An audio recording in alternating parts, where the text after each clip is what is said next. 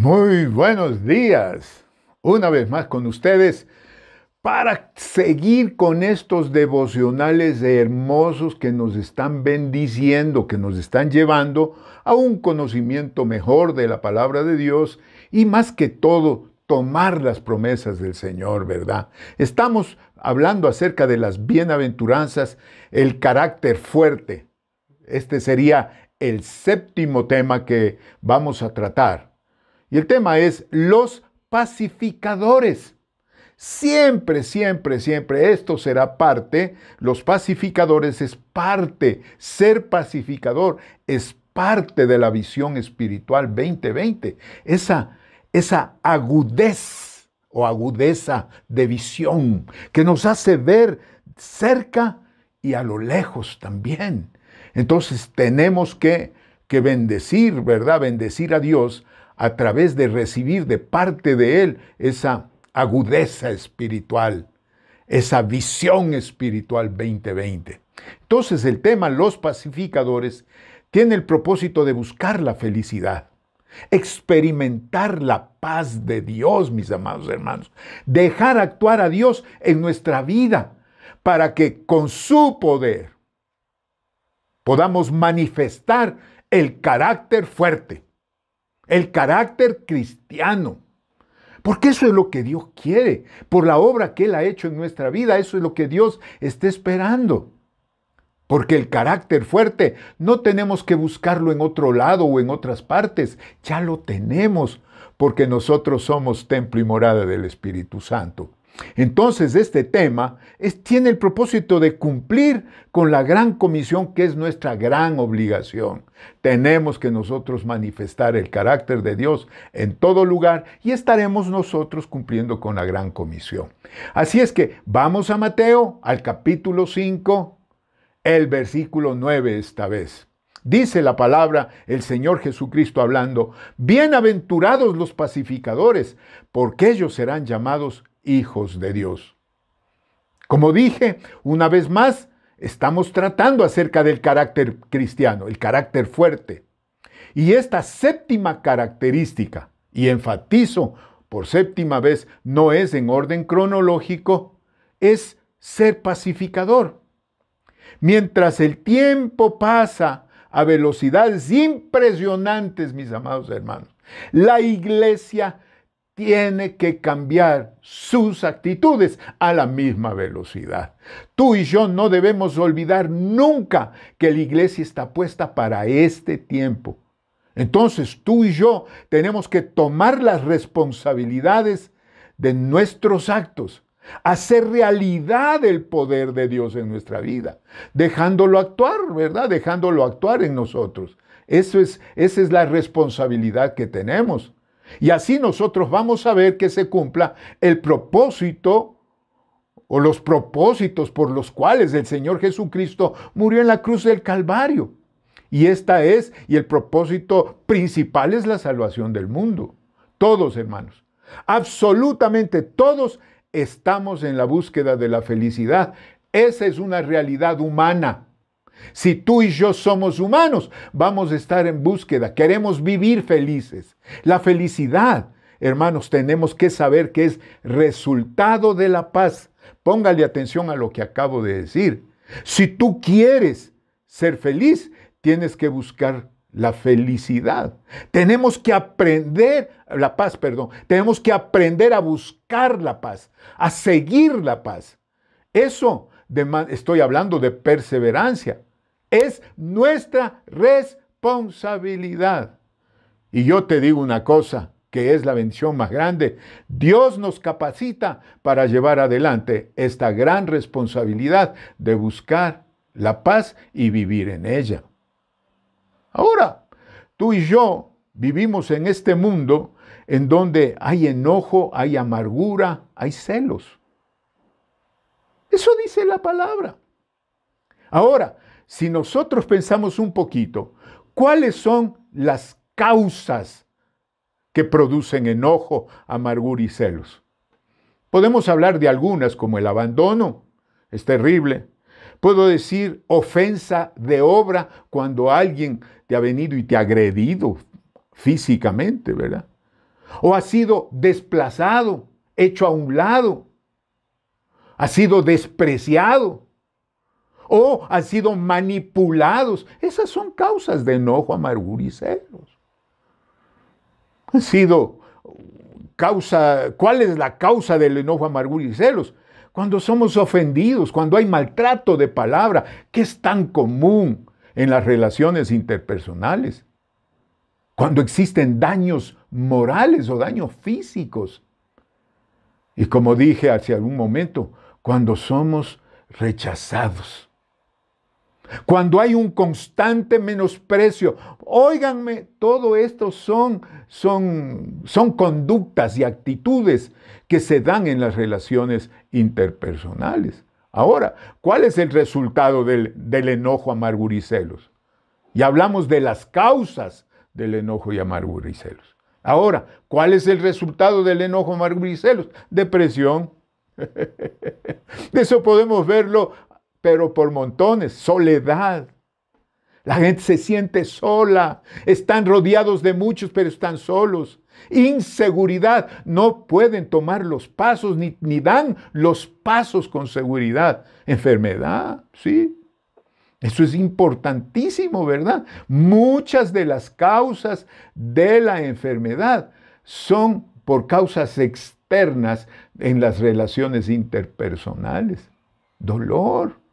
¿Cuántos se han sentido rechazados y hay dolor? Eso produce precisamente el ser manipulados, el ser ofendidos, etc. Malestar. Complejos. ¿Cuántas veces has sido señalado por alguien cuando has sido pequeño y vas creciendo con complejos, con prejuicios? Y otra cosa que es tremendísima, ¿verdad? Y es los sentimientos de culpa. Porque te tratan mal y empiezas a sentirte tú con sentimientos de culpa porque crees que tu conducta ha llevado a eso. ¿De qué estoy hablando? ¿Cuáles son los resultados del enojo, amargura y celos? Infelicidad, mi querido hermano. Infelicidad. Ahora, y cuando yo hablo de esto, ¿quiénes son los afectados directamente de las consecuencias de los celos, amargura y celos? El enojo.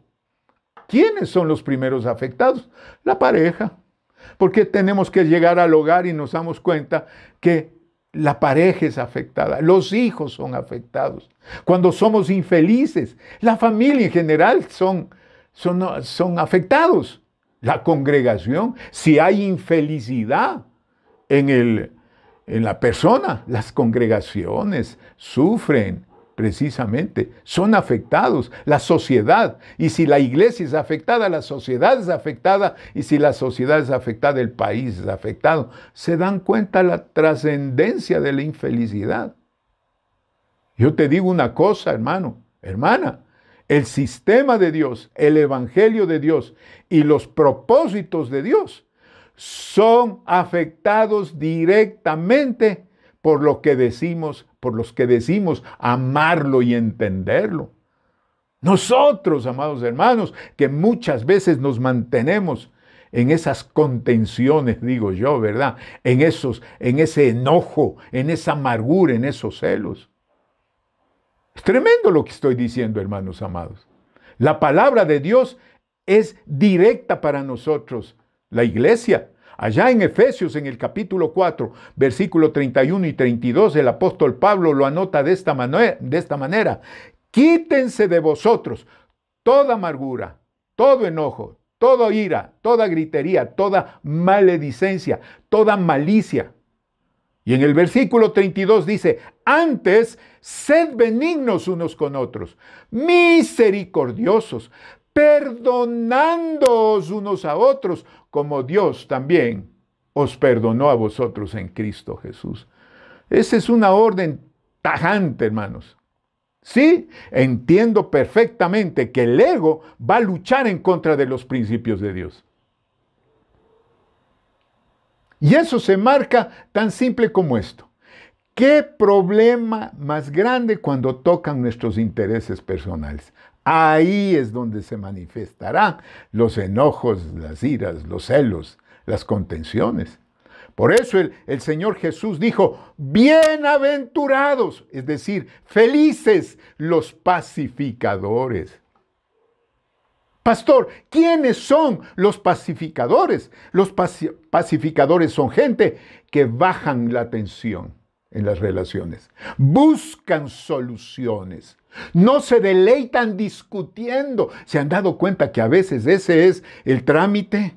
Discusión y discusión y discusión y discusión y discusión. Los pacificadores calman las aguas. Los pacificadores luchan por no ofender. Los pacificadores, oigan lo que voy a decir, hablan más veces, en voz baja. Y esto es lo más grande. Los pacificadores producen más luz que calor. Oh, Dios mío, este es importantísimo.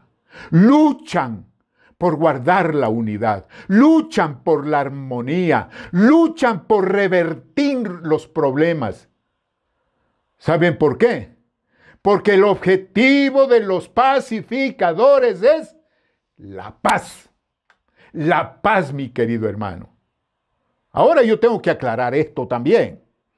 Porque ser pacificador no es hacerse loco con respecto a la mala conducta de lo que miras a tu alrededor. No. El apóstol Lucas, en el capítulo 17 del Evangelio según San Lucas, versículo 3 dice, mirad por vosotros mismos. Mirad por vosotros mismos. Si tu hermano pecare contra ti, repréndele. No dice insúltale, sino más bien llámale la atención. Dile, me estás ofendiendo, pues. Y dice, y si se arrepintiere, perdónale. Perdónale. Porque siempre que tú y yo señalamos o hacemos énfasis en algo, la gente dice, perdóname. Eso es natural. Entonces, aquellos que perdonamos, ¿cuál es la promesa? Dice, serán llamados hijos de Dios. ¡Wow! Eso es grandísimo, hermano. A lo mejor no nos hemos puesto a pensar mucho acerca de esto. Porque ese título, Hijo de Dios, lo tiene el Señor Jesús. Entonces, esa es la promesa para nosotros. Si buscamos la paz, si somos pacificadores, nos llamarán hijos de Dios. Seremos como Cristo. Seremos testigos de Jesucristo. Viviremos con la naturaleza del Padre. Seremos, si nosotros somos pacificadores, seremos señalados y viviremos como familia indiscutida de Dios. Es decir, nadie podría decir lo contrario. Y ahora, esta es la pregunta. ¿Quiénes son los directamente beneficiados cuando somos bienaventurados, felices? El primero, tú. Porque dice bienaventurado el pacificador. Pero de ahí sigue tu pareja. Si eres bienaventurado, tu pareja será bienaventurada, tus hijos serán bienaventurados, tu familia será bienaventurada, la iglesia será bienaventurada, la sociedad será bienaventurada, el país nuestro será bienaventurado. ¿Saben cuál será bienaventurado también? Dios y su evangelio, al cual nosotros honramos siendo pacificadores. A eso se refería el apóstol Pablo cuando en Hechos capítulo 2 versículo 47 habla de que ser bienaventurados y ser pacificadores, ¿qué es lo que produce? Dice que la iglesia crecía, estoy en Hechos 2:47, la iglesia crecía alabando a Dios, y oigan esto, y teniendo favor con todo el pueblo, y el Señor añadía cada día a la iglesia los que habían de ser salvos. ¿Acaso no es eso lo que la Iglesia Cristiana Bethesda, sus sedes y las sedes de las sedes, están buscando en sus lugares donde se han establecido? Queremos el favor del pueblo. Queremos también que el pueblo, de los que nos rodean, se añadan cada día a la iglesia. ¿Cómo lo vamos a lograr? Siendo pacificadores. Porque la voluntad de Dios se va a cumplir. Y ese es nuestro objetivo primario. Cuando yo hablo de la gran comisión, es nuestra gran obligación. Es el hecho de que la gente que nos rodea llegue a bendecir a Dios. Óigame lo que voy a decir en este día. Para Dios es básico que sus hijos sean llamados hijos, promovedores de la paz, ser pacificadores. ¿Y saben qué? Lo más grande de todo esto es que Dios nos ayuda a lograrlo. Nos ayuda a lograrlo. Si no fuera así, hermanos amados, no lo hubiese establecido en su palabra como una capacidad de nosotros, como una capacidad de sus hijos, como una capacidad de la iglesia. Pero eso sí, cada uno tiene que tomar la decisión personal de vivir, porque Dios, nosotros somos templo y morada del Dios Altísimo. Entonces tenemos esa capacidad.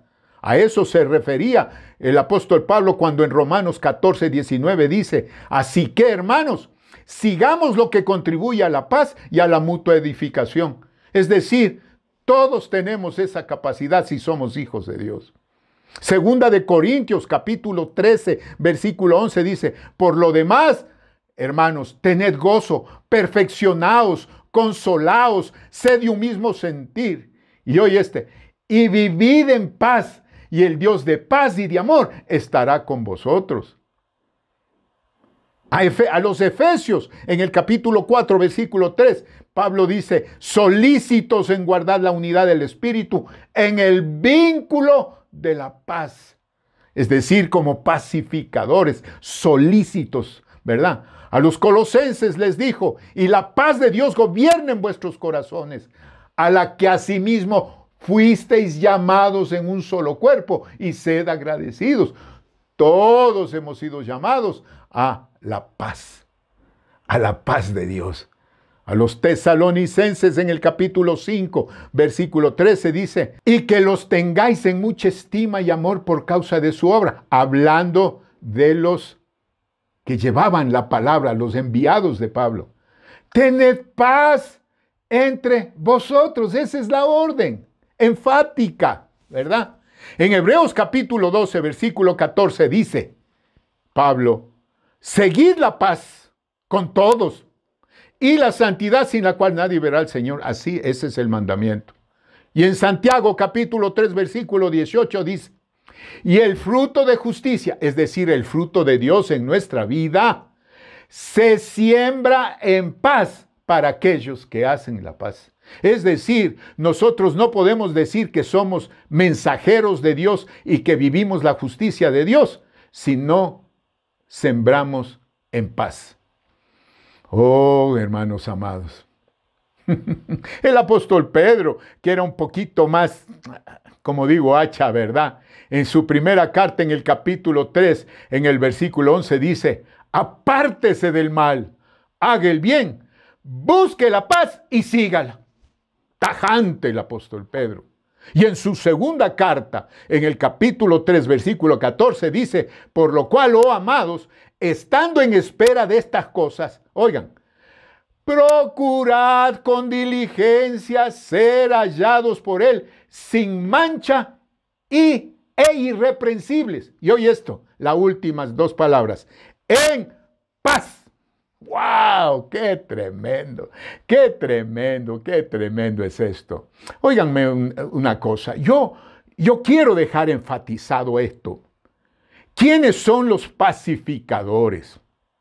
Y lo repito y lo digo con entusiasmo y energía. Los pacificadores son los que bajan la tensión. Son los que buscan soluciones. No son parte del problema, sino que buscan la solución. No se deleitan discutiendo tanto wiri, wiri, wiri, wiri, wiri, wiri. No, como pacificadores tenemos que no deleitarnos en las discusiones. Los pacificadores calman las aguas, luchan por no ofender, hablan en voz baja. Qué bueno es ¿verdad? Cometemos muchas veces errores al levantar nuestra voz queriendo manifestar autoridad. Cuidado, los pacificadores hablan más veces en voz baja. Quiere decir que alguna vez sí se puede, ¿no es cierto? Sí se habla en voz alta, pero más veces se habla en voz baja. Y lo que más me gusta, porque el Señor nos dice que eso somos, los pacificadores producen más luz que calor.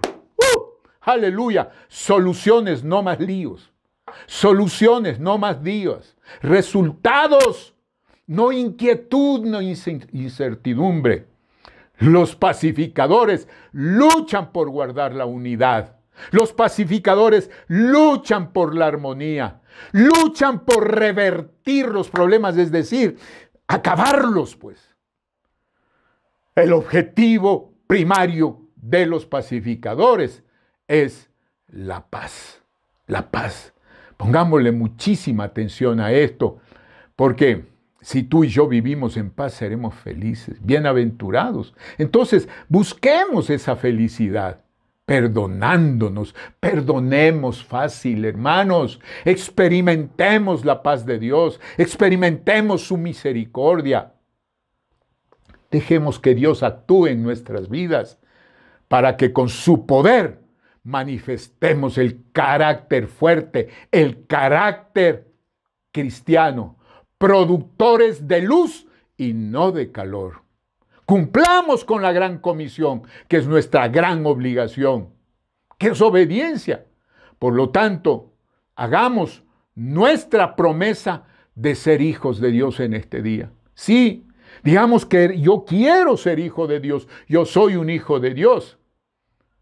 Pero eso significa pertenecer al grupo de cristianos, al grupo a los que Dios les dice bienaventurados, es decir, sus hijos, es decir, los pacificadores.